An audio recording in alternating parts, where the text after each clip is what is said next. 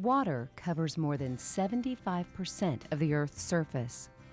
Even though humans have mastered travel over these vast expanses, every day an aircraft has to ditch.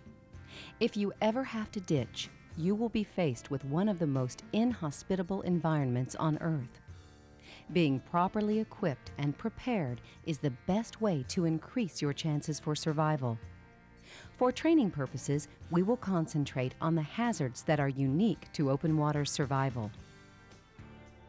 An important fact to remember is that a survival situation begins at the time of an in-flight emergency.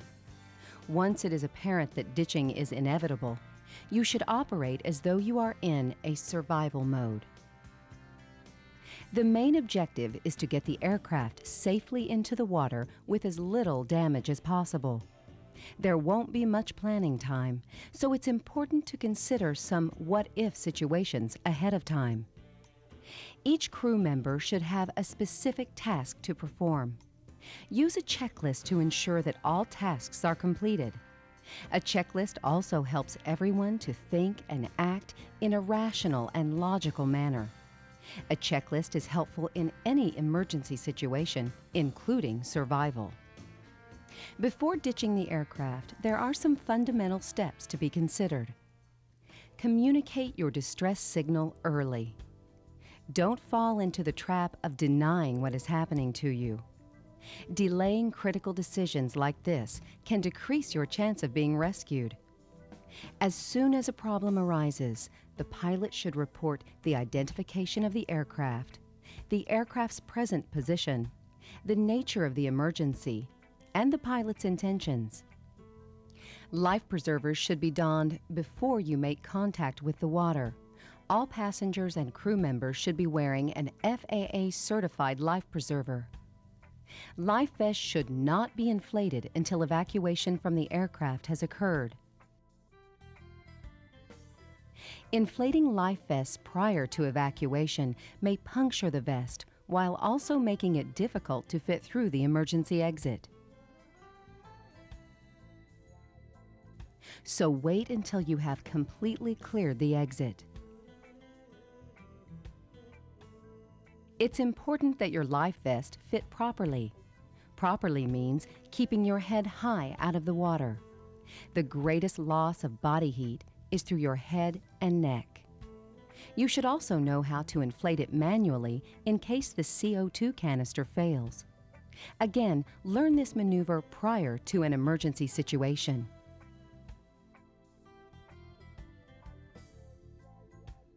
The next step is to remove hatches or establish an emergency exit.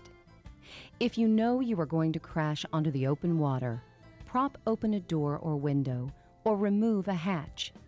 Once in the water, the pressure may prevent you from opening any exits. Also, upon impact, the airframe may twist and warp. If this happens, doors or hatches may be impossible to remove. All loose items should be stowed. Anything that is not secured could become a projectile. This also means you if you are not wearing a safety restraint. Make sure that you and all crew members are strapped in with the proper safety restraints. Locate and secure survival gear. Secure all survival gear near the emergency exit so you can access it quickly. Before we discuss survival techniques, let's review the principles of successful ditching. Wind direction. With smaller aircraft, wind is a primary consideration. At nighttime, it may be impossible to tell the wind direction. White caps on the ocean will give you some indication. Sea conditions. When ditching an aircraft, look below at the wave patterns on the water's surface. Try to look for the primary swell. Primary swells are described as large swells with some distance between them. Large swells become your primary targets for landing. Land parallel with the swells if you can, and on the top or back side of a swell. At all costs, avoid the face of a swell. You may also see secondary swells. These are created by winds and may run a different direction than the primary swells.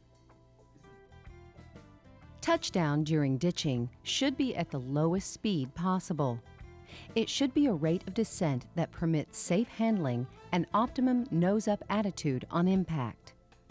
Once impact is made, there is little a pilot can do to control a land plane on the water. If your aircraft has retractable landing gear, keep the gear up and belly skid into the water. Be aware that high-wing or low-wing aircraft with non-retractable gear have a tendency to flip in the water. Because of this, it is important that you maintain a reference point inside the cockpit so you will know where the exit is after impact. This is much more difficult than you may realize. The best way to prepare for this maneuver is to practice it in an aviation dunk trainer. As soon as the aircraft stops, evacuate. Check all crew members and assist any injured. If time and conditions permit, gather as much survival equipment as you can.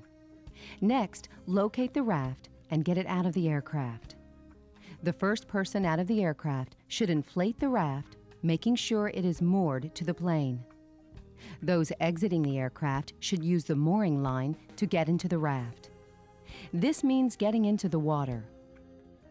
The raft needs to be away from the aircraft so that it does not become punctured from the metal debris. The mooring line will break away from the aircraft as the aircraft begins to sink. It is best to be moored to the aircraft as long as possible. Once in the raft, ensure that all crew members and passengers are present. There are several basic raft actions that must be accomplished. One individual should assume command. In accordance with international law, the pilot in command will continue to be in command on board the raft unless he or she is injured or prefers to appoint someone else to that leadership role. Retrieve accessory container tied to raft. This container will typically have items to help keep your raft in good repair. A hand pump, repair plugs or patches, a bailing bucket and sponge, a sea anchor, and first aid kit are just a few of the items located in this container. This kit should be closed and tied to the raft. Retrieve hand pump. Keep the raft cells fully inflated, as this will help the raft to be more rigid and stable. Dry the raft using the bailing bucket and sponge. If the inside of the raft gets wet with seawater, it will be very uncomfortable for all the occupants. Bail out as much water as possible using the bailing bucket and dry the raft using the sponge. Inflate the floor. This will make the raft more rigid and stable, as well as providing additional insulation from cooler waters. Check the sea anchor for proper release. A sea anchor will reduce drift and increase stability of the raft. The length of line should be adjusted according to the condition of the seas. Usually, it is best to keep the sea anchor line long. Adjust its length so that when the raft is at the crest of a wave, the sea anchor will remain in the trough. Keep survivors distributed evenly and low in the raft. This will help to prevent your raft from capsizing. To prevent from falling out, no one should sit on the top or edge of the raft. Secure and adjust the canopy. Overhead protection from the hot sun and a barrier from the cool sea is a must. A protected environment can be provided by utilizing the raft's canopy. Protection is essential in helping to maintain the body's core temperature. If available, activate the Emergency Locator Transmitter, or ELT. Once activated, allow it to run continuously. Otherwise, to potential rescuers, it may seem that the ELT was activated accidentally. Gather and inventory all survival equipment from the aircraft, the raft, and all personal survival kits. It's a good idea to categorize all equipment and have it ready and available for quick use. But more importantly, make sure all items are tied down in the event that the raft flips over. Any medical problems that arise during sea survival can be debilitating and life-threatening. These problems should be treated as soon as they arise. Shock. After experiencing the emergency situation and ditching, survivors may suffer from shock. Once in the raft, it is important to keep everybody as warm as possible without overheating. By erecting the raft's canopy and raising the spray shields, the temperature will increase quickly. Some survivors may suffer from shock more so than others. Watch for those who turn pale and have cool skin. Shock victims may sweat and breathe rapidly. Their pulse may be weak but rapid. They may act dazed or be unconscious. If you notice any of these symptoms, suspect shock and treat it. Lay the victims flat with feet raised and keep them warm with extra clothing. Saltwater sores. These are produced from a combination of the saltwater environment and the constant rocking and chafing action of the raft. These sores have a blister-like appearance and feel like a mild burn. Do not open or squeeze these sores. Apply an antiseptic and try to keep the affected area dry. Immersion foot, trench foot. Immersion foot is an injury caused by prolonged exposure to damp conditions. The feet will have a cracked and pruned appearance. They will be red in color and will then become pale. The foot will swell and become very sensitive to the touch. To prevent this problem, keep your raft and feet as dry as possible. Never wear wet socks for long periods of time. Use body heat to dry them. Promote good circulation in your feet by wiggling toes and ankles. Do not wear tight-fitting shoes. Immersion hypothermia. Hypothermia is the cooling of the body's core temperature. With immersion hypothermia, the rate of cooling is greatly accelerated. Seawater freezes at 28 to 29 degrees Fahrenheit. Water near icebergs is usually this cold.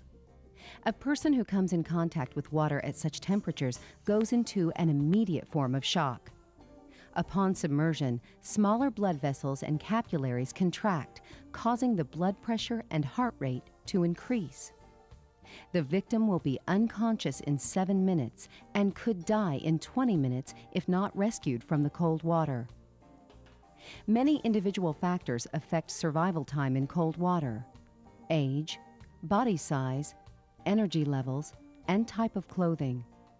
All of these do influence survival time to some degree.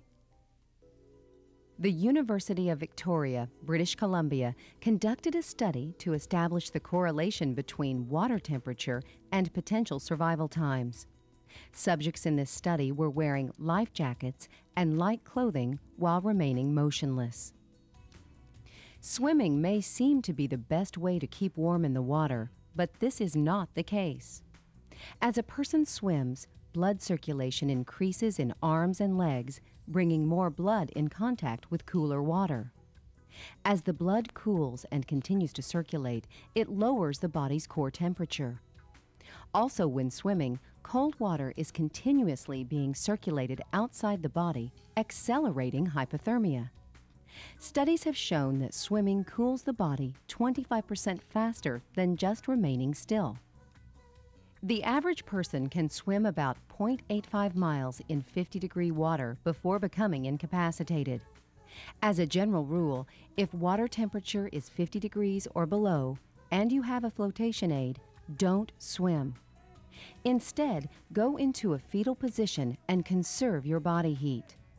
By remaining motionless in cold water, it will also heat the water around the body, which will help to insulate your body against the colder water. But if the raft is 100 feet or so from you, should you swim for it? Common sense would say yes, but this is going to be a judgment call. Dehydration. Water, water everywhere, but not a drop to drink. This old saying holds true even in an open water environment. Finding drinking water to fight dehydration while stranded at sea will be a challenge. You may find packaged water in the survival kits, but not in great quantities. The primary precaution to remember is that you should ration your sweat, not your drinking water. If there is water, drink it. It's better to have it in the body where it's doing some good.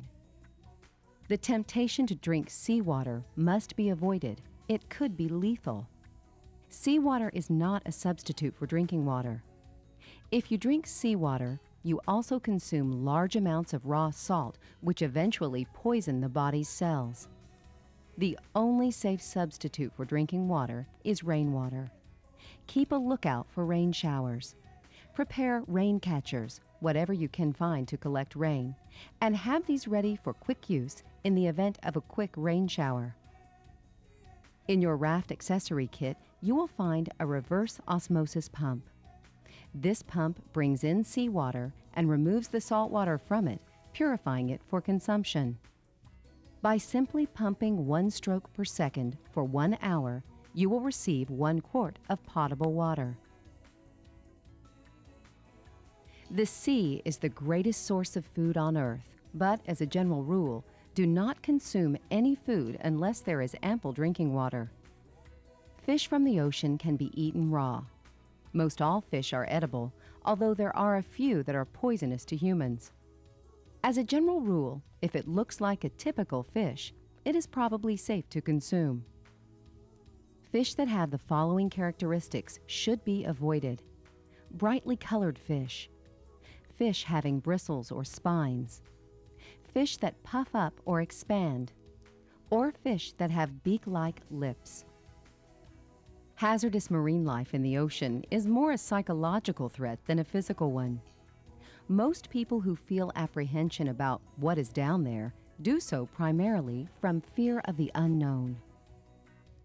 A shark's primary role in the oceanic food chain is that of a scavenger. There are 300 or more species of sharks in the world's oceans, and of this number, only about 9 are considered a threat to humans. Chances are you will probably never see a shark. Concentrate your mental energies on something more productive, such as being rescued or performing tasks, instead of focusing on an unlikely shark attack. Sea snakes. Sea snakes occasionally come to the surface. Do not try to capture or provoke them, as their bites are lethal. Jellyfish and the Portuguese man-of-war. These invertebrates have a bulbous-shaped body and long tentacles that can reach 100 feet in length. The tentacles have stinging cells used to stun small fish. If a person comes in contact with these tentacles, it can deliver a painful sting. Both species use water currents as transportation and float just under the water's surface. Watch for these and try to avoid them. Here are several ways you can avoid hazardous marine life. Do not splash water around your raft. This is an attraction to sharks. Throw all body waste far from your raft. If possible, enclose it in a plastic bag before discarding. Keep all hands and feet inside the raft. Try to keep all blood and wounds out of the water. Keep clothing on. Wear layers for protection. Do not fish if you know sharks are in the area. Stay in the raft at all times. Survival has but one goal: rescue. The survivor's chief responsibility is to get the attention of the rescuer. Remember that extraction can be accomplished through many means. Rough seas can present a challenge to the most experienced of rescuers. If rescue by helicopter is evident, there are some precautions you need to take to ensure a safe rescue. Let the helicopter come to you. As it approaches, it will typically drop a pickup device in the water and drag it to your position. While this is occurring, you should partially deflate the sails of the raft. This will prevent the raft from becoming airborne and damaging the helicopter. As the device is being lowered, there will be a buildup of static electricity, so do not touch the device before it has made contact with the water. Once the helicopter gets in the optimum position, it will hover. You can then approach the device. Due to the downwash from the helicopter rotors, it will be very difficult to see. Try to keep the rescue device in sight. If possible, a rescue diver will be lowered with the device to assist you. If you have to don or enter the device on your own, look for simple one-word directions. When secured to the device, let rescue personnel know. Give a splashing thumbs up. But remember, rescue personnel may not be able to see due to the rotor wash, so exaggerate your signal. Remain still on the way up. There is a possibility that the device may start to spin.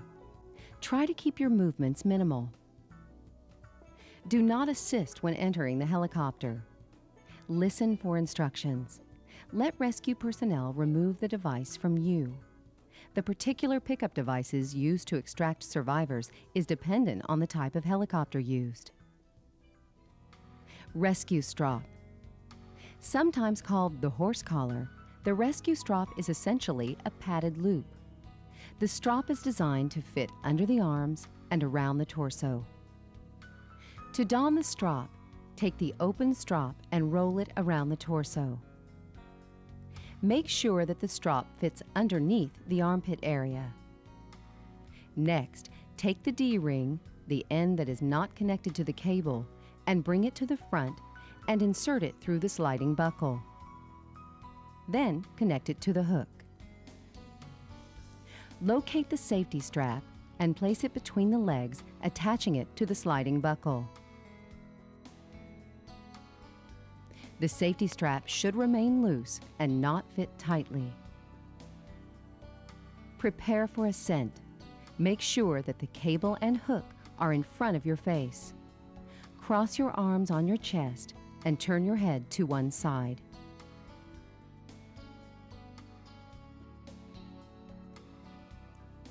The penetrating rescue seat is a device designed to accommodate 1 to 2 downed rescue victims. The device is lowered with the seat arms in the closed or up position. Upon reaching the rescue victim, the seat arms are open to the down position.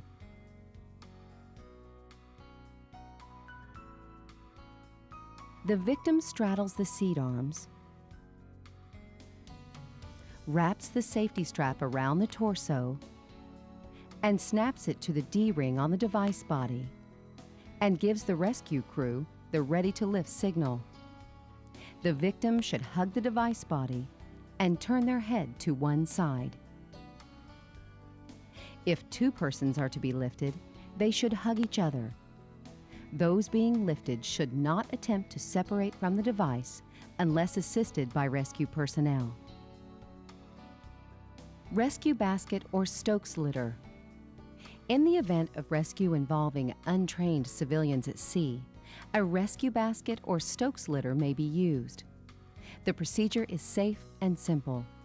The survivor climbs in, lies or sits down, and is then hoisted out of the sea.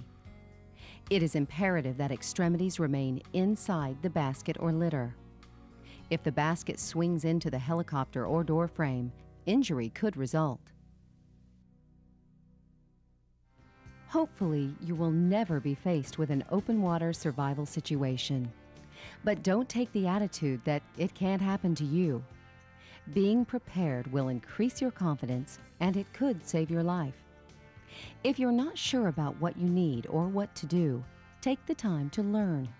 There are excellent resources available on survival techniques. Share your knowledge and skills with others who fly with you. You'll then have the best chance for survival, not only in open water, but in any unfortunate situation.